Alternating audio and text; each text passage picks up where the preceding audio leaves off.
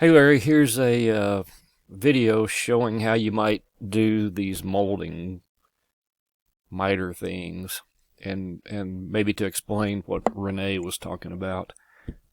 I sometimes think that people make suggestions without trying this stuff because it doesn't always work like they think it does. So here, I've just made a made up molding here. I didn't take anything from the catalog. This one is 5/8 inch this way because that's what my casing is. And this one is something that just sticks out, and I just made it a curve. Normally this would all be a single molding profile, but what Renee is suggesting is that you break it right here, and then you can work with this one independently from this one. You'd need two molding polylines. You know, this one would be attached to one, and this one would be attached to the other. So it's a little more complex. It'd be nice if you could, you could select these and add to the library as a stacked molding, and it would be nice if you could do that. But then that goes on the same molding polyline, and you cannot control these moldings individually. So basically, Renee was just suggesting that you break, you do a vertical break in your molding where the part that sticks out in front of the casing is independent. The problem with that is, here's that semicircular molding I made, and I made it extra big just so we could easily see the what's going on here. And normally, here's the back piece that you can see over here, and I'll show you what's going on over here in a minute. But normally this, it would be small like this. So what happens is, I'm going to flip back over here to plan. What happens is, if you select this molding polyline and you take the end of it and you 45 it back like this, you're molding 45s. But what Chief is doing is it's bisecting this angle. It's creating a, if you were doing this on a miter saw, you'd cut the ends of these two pieces of molding at 22.5, and then you get your 45 here. But if you look at it here, this is curved, and that's not what you want. You want a sharp, like you were lopping it off with a chisel right here on the end. You're not looking for this curve. So Glenn showed using a 3D molding polyline.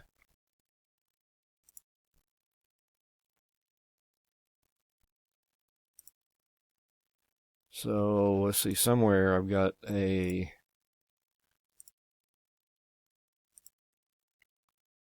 here. So let me see if I can find this. Yeah. Okay, here's a 3D molding polyline with a similar molding. I just picked one from the library. And you can see how you get a clean miter on the end there.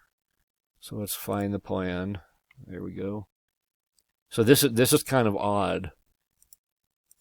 There's your molding polyline, and I extended it out this way. So this 3D molding polyline is L-shaped. I drew it in elevation, and then I came over here to plan and just grabbed the end and pulled it out this way. And then I turned off the molding on this end. So I can put the molding back, and you can see how it does that. Let's go look over here, and you can see how it nicely miters and comes out like that. But we don't want that molding there. So that's probably the best idea for getting a really accurate representation. And of course you can you can take this and swing it around like this, and you can see the angle here change. You gotta always figure out which one to. You can see that angle changing.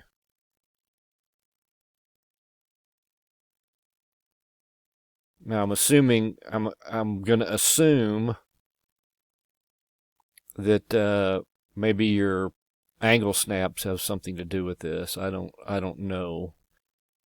But if you wanted a steeper angle like these things are, they're not always 45s. You can do that.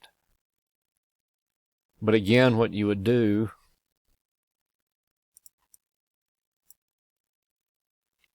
is you'd probably make this molding in two pieces. You'd break it right here at this vertical edge, and then the back part of it would butt up against the casing, and then this part that sticks out in front of the casing, you would use 3D molding polyline on, and then you could cleanly miter the ends. Be nice if Chief had a way to do this better. And you'd want to break this only if you cared about how it looks in plan.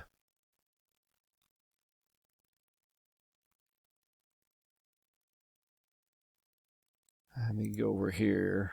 I got too much going on. You know, when you do this, you see these extra lines back in here. You can fix some of that, but not all of it. And over here, if you've got a door here and you've got casing, then you're going to see some extra lines that extend back over into here, which may be okay, maybe not. So, all right, the other way to do this, and this is the way that I had thought of originally, was to do the same thing. And I believe somebody talked about this in that thread. You break your molding into two pieces. One piece fits up square against the end of the casing, and then you make the other piece a symbol. And in this case, I'm just using that molding I made up. Here's one piece. This is a molding polyline. Just works just as normal. And then this is a symbol, or a 3D solid.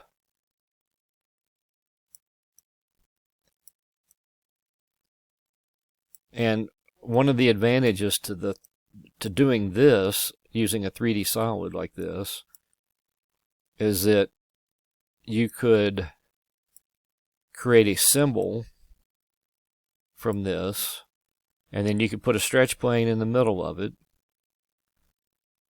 and then you could probably pretty quickly position this around the room. So if both ends, let's just pretend that both ends would be 45'd. You could put a 45 cut, like I'm getting ready to show you here, on each end, and then you can work your way around the room, placing these and you know, dragging one end back and forth to make it all connect up. So again, all I did was just draw a half circle here, basically. Now there's a bug. I don't know if it's a bug, but it doesn't work in Chief. If you draw this like this, and you have a, I don't know what this is called. It's a curve. You have a curve like this. This doesn't work. You cannot subtract when you've got a curve. You have to take this curve, and you have to go up here and you have to use the convert curve to polyline tool. So I'm going to make this 96. Let's see if that gets us close. I want this angle increment down pretty low, below 2 at least.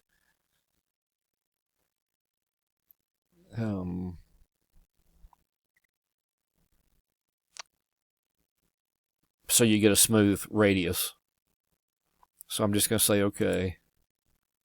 And now that's a whole bunch of different little bitty short segments. It's not a curve anymore. It's just a bunch of tiny segments that are wrapped around this. And so while this is selected, I'm going to come up here and I'm going to use the subtraction tool. This is just my edit toolbar up here. I just drug it up from down here at the bottom where it normally lives and drug it up, put it up here at top. So anyway, I'm going to use this subtraction. I'm going to select this thing. And I'm going to say no.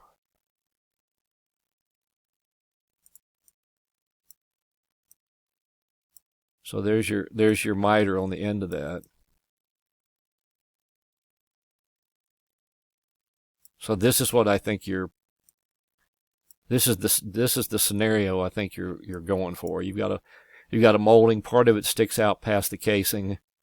Lousy design. They should have put a back band or something on here, but that's not up. People don't always do that. But so I'm going to undo. And let's go over to your plan. And this piece is what I subtracted. And so again, you could change the angle. You can make it steep. You can make it less steep. If you want this really accurate, you can do a CAD detail from view, and then you'll be able to pick up snaps on this casing and get this all real accurate. So let's go back over here. Take this.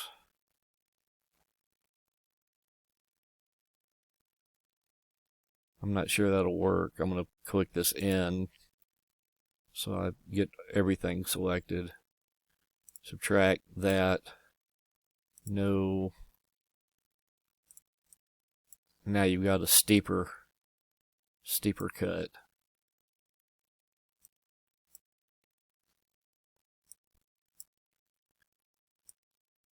So maybe Glenn's method with the 3D molding polyline might be the easiest because, like all molding polylines, you can copy it and paste it wherever you want.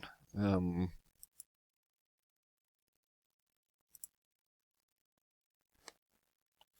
going to copy it and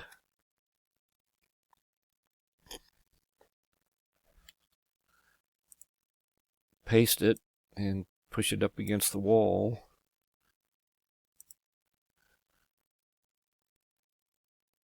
And there it is. I don't think I can drag it down. These 3D molding polylines are fickle. But I could open it and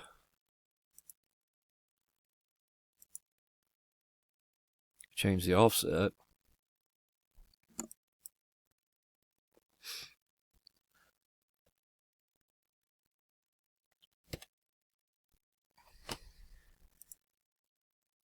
Well, maybe not.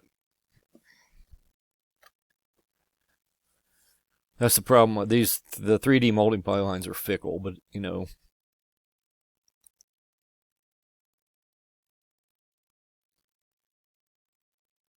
So let's see. Here. I'm going to select it. They're even hard to select. I'm going to see if I can slide it down. Looks like it might.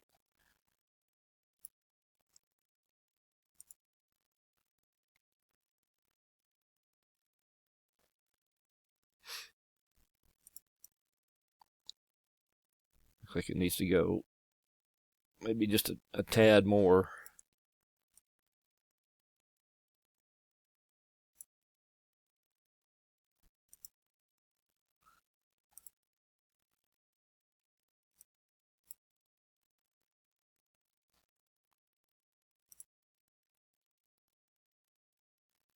Yep, you can see it's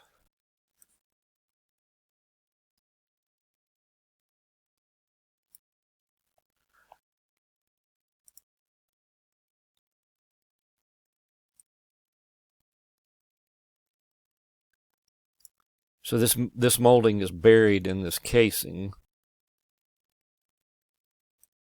You know, you don't get any the lines that you should normally see right here. But that may be another option.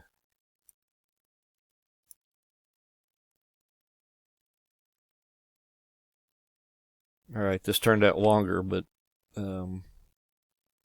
I wanted to cover all these options.